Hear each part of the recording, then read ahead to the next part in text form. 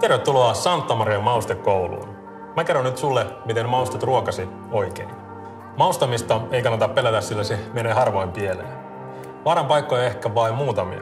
Esimerkiksi tuoreet yrtit palaa helposti pannulla, jos laitat ne proteiinin pinnalle ennen paistamista.